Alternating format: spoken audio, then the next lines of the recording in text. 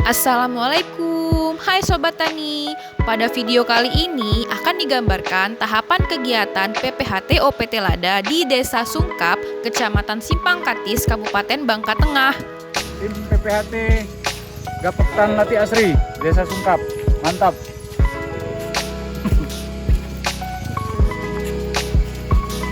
Halo bos, Gapektan Lati Asri bos. Apa sih PPHT itu? PPHT atau penerapan pengendalian hama terpadu merupakan penerapan dari upaya pengendalian populasi atau tingkat serangan OPT dengan menggunakan lebih dari satu cara pengendalian yang dikembangkan dalam suatu kesatuan untuk mencegah timbulnya kerugian baik secara ekonomi maupun kerusakan lingkungan hidup. Adapun tujuan kegiatan PPHT OPT Lada yaitu membantu atau mendorong pekebun untuk menerapkan PHT di kebunnya sehingga dapat dilakukan secara mandiri dan berkelanjutan. Kemudian untuk memberdayakan pekebun dalam memperbanyak bahan pengendali OPT ramah lingkungan secara mandiri. Output kegiatan PPHT OPT Lada di Provinsi Kepulauan Bangka Belitung yaitu terlaksananya PHT pada areal perkebunan tanaman lada seluas 50 hektar dengan rincian sebagai berikut. Di Desa Sungkap seluas 25 hektar dan di Desa Pinang Sebatang seluas 25 hektar. Kegiatan PPHT OPT Lada dilaksanakan selama 5 kali pertemuan. Yuk ikutin bagaimana keseruannya.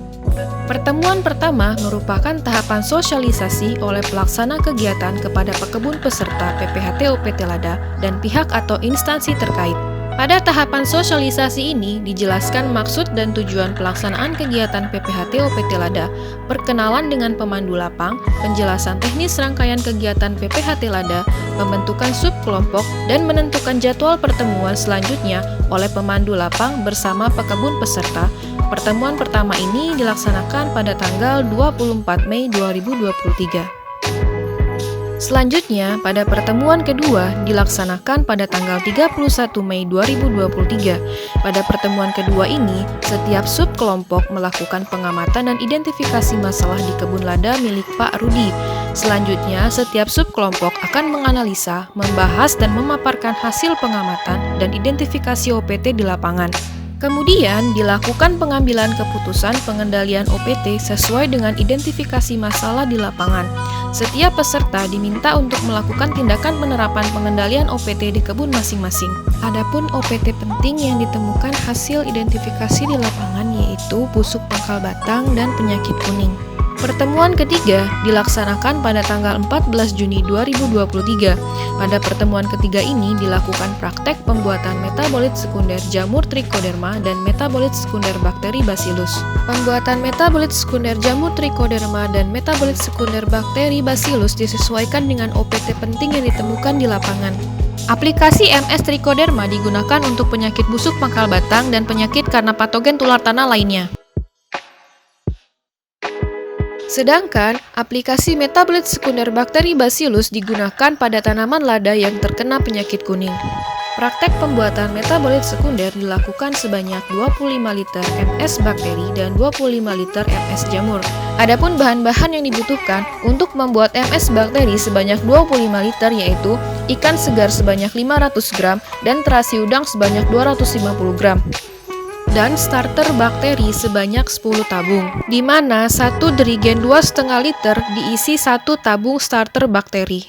Sedangkan untuk membuat MS jamur sebanyak 25 liter dibutuhkan bahan yaitu 8 liter air cucian beras per 10 liter air, atau dapat menggunakan tepung beras sebanyak 500 gram. Selanjutnya air kelapa sebanyak 2,5 liter dan gula merah sebanyak 250 gram.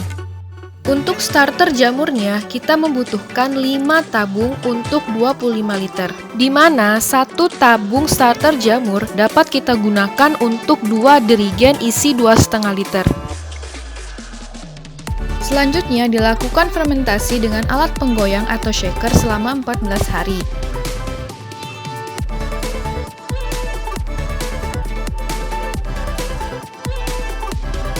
Selain membuat metabolit sekunder, dilakukan kunjungan ke lahan lada milik peserta pelatihan untuk melihat penerapan PHT yang telah dilakukan, kemudian melakukan diskusi mengenai permasalahan yang terdapat di kebun peserta tersebut. Pertemuan keempat dilaksanakan pada tanggal 5 Juli 2023. Pada pertemuan keempat dilakukan praktek aplikasi metabolit sekunder bakteri Bacillus yang telah dibuat sebelumnya.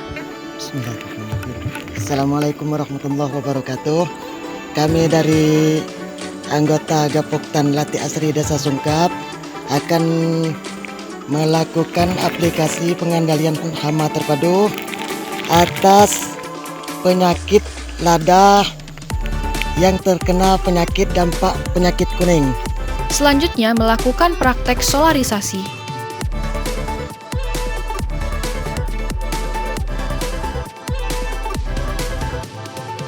Kemudian praktek pembuatan rorak. Akan melakukan pembuatan rorak. Di mana rorak ini manfaatnya adalah untuk menampung air di lahan-lahan yang miring atau lahan-lahan yang rendah. Nah, selain itu juga bisa dimanfaatkan sebagai lubang atau tempat produksi atau pembuatan kompos yang merupakan hasil dari penyiangan rumput-rumput. Nah, bisa dijadikan kompos. Oke, Bapak siap? Nanti kita bikin rorak dengan ukuran lebih kurang panjangnya 1 meter, lebarnya 20 cm dan kedalaman lebih kurang 30 cm. Tindakan berikutnya yang harus kita lakukan pada tanaman yang sudah terserang penyakit busuk pangkal batang maupun penyakit kuning yang sudah terserang berat ataupun sudah tidak bisa diselamatkan lagi, yaitu eradikasi. Eradikasi di sini bukan hanya cabut dan buang, tapi dibakar di tempat. Kenapa itu penting? Karena apabila tidak kita eradikasi di tempat atau tidak kita lakukan tindakan pemusnahan di tempat, baik dengan dibakar maupun disiram dengan bubur bordok, yang dimana bubur bordok mana kita bahas cara pembuatannya itu dari terusi dan kapur tohor yang dicampur lebih kurang perbandingan 1:1. Kemudian disiramkan ke sini untuk menyeterikan, karena ini nanti bisa menyebar di saat musim hujan, bisa menyebar ke tanaman yang lain. Nah, sehingga sangat penting dilakukan. Bagaimanakah hasil aplikasi MS bakteri yang telah diaplikasikan sebanyak 2 kali di tanaman lada milik Pak Arifin yang terserang penyakit kuning? Ini contoh tanaman lada Pak Arifin yang terserang penyakit kuning. Nah, kegiatan PPHT lada ini perlakuannya adalah aplikasi metabolit sekunder Bacillus Pseudomonas fluorescens 2 kali aplikasi ya Pak Arifin, 2 kali aplikasi. Setelah 2 kali aplikasi, hasil pengamatan yang diperoleh pada tanaman yang terserang penyakit kuning, pertama yang sudah pasti yaitu titik tumbuh yang tadinya dorman ataupun stagnan, sekarang sudah mengeluarkan bakal daun-daun baru. Artinya metabolit sekunder yang diaplikasi bekerja, sudah mulai tampak daun-daun baru. Nah, kemudian terlihat juga ada bakal cabang ataupun ruas-ruas yang baru di sulur panjang. Nah, harapannya nanti mudah-mudahan dengan diaplikasi 5-7 kali akan tampak perubahan yang lebih signifikan lagi Pak.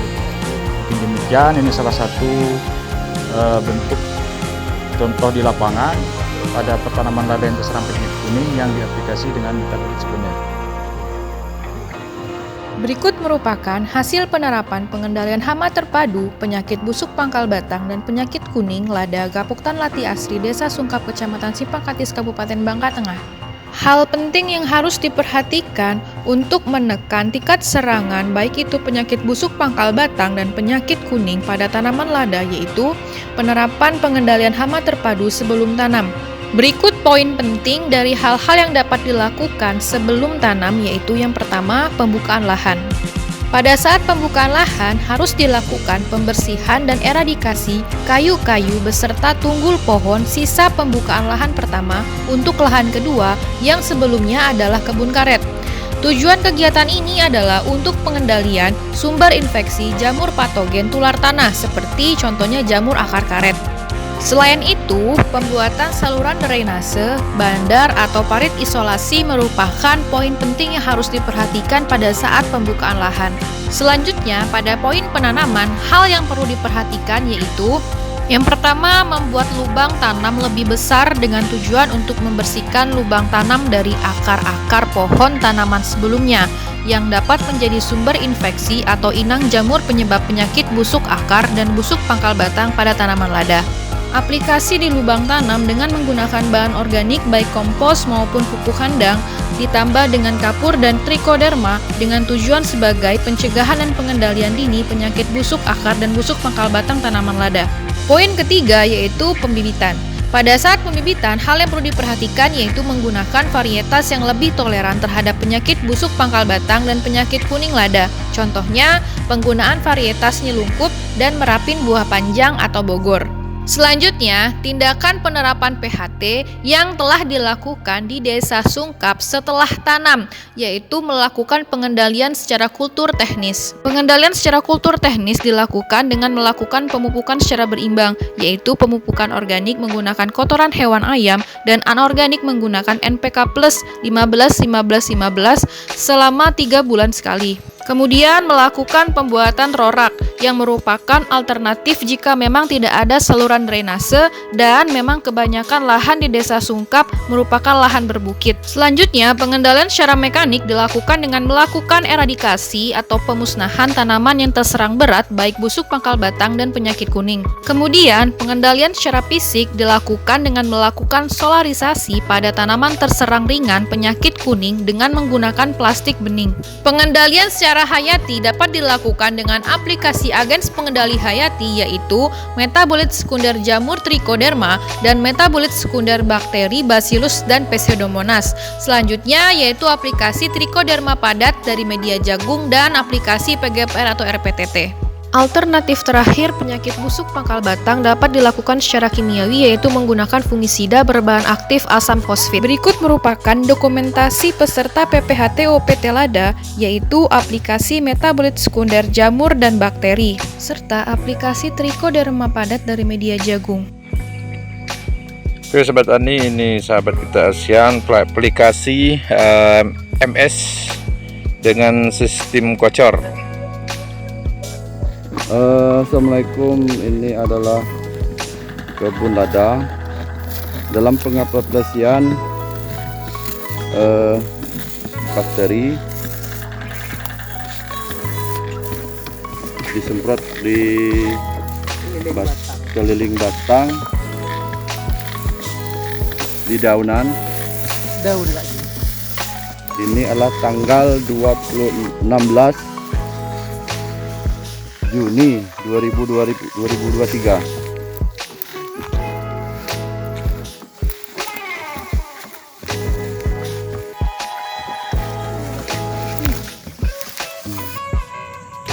Saya lagi masang trichoderma padat. Di samping ini ada yang terkena ulat malam atau busuk pangkal batang. Nah, maka di sini yang saya taruh trichoderma padat supaya tidak menjalar ke yang masih belum kena penyakit. Kita pasang 1 batang 3 lubang supaya penyakit ini nggak menjalar ke yang belum kena penyakit.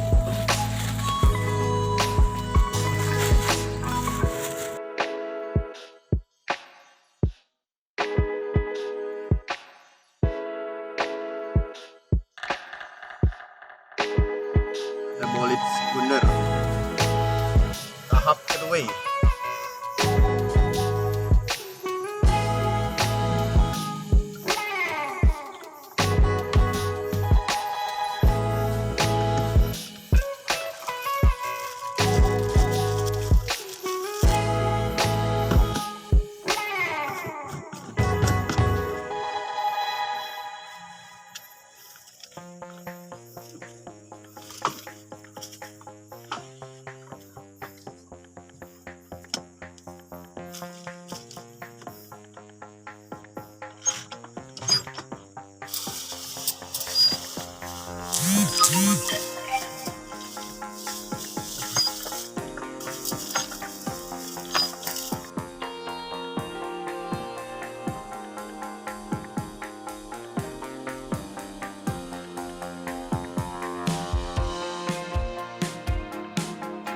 pemasangan metabolisme sekunder yang ketiga kali.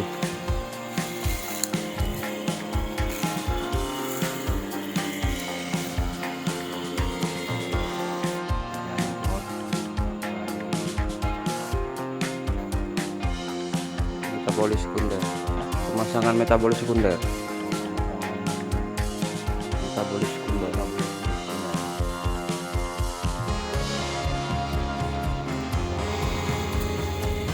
Aplikasi Trichoderma cair di kebun lokasi Bon Pak Haji Fauzi. Bismillahirrahmanirrahim. Assalamualaikum warahmatullahi wabarakatuh. Aplikasi MS metabolisme sekunder di kebun Bapak Amaroni untuk yang ketiga kalinya. Lanjut Mang. Aplikasi pada sahang. Bismillahirrahmanirrahim. Assalamualaikum warahmatullahi wabarakatuh. Ketemu kami bersama Gapoktan Hati Atri Sungkap dalam aplikasi Trichoderma cair hasil praktek pembuatan yang diaplikasikan di kebun Bapak Amaroni.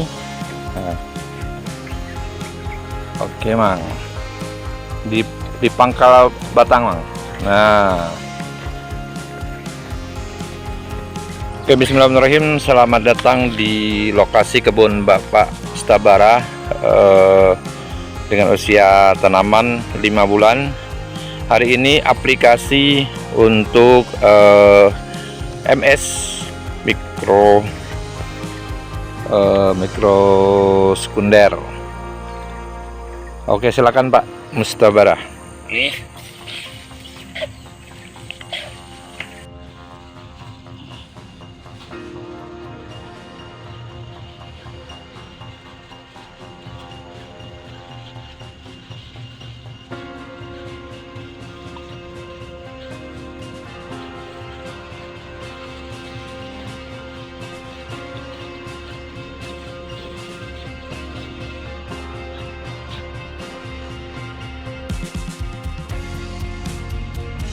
Oke, ini aplikasi Trichoderma padat di lokasi kebun Pak Darwis. Ini LDK Pak Rasul?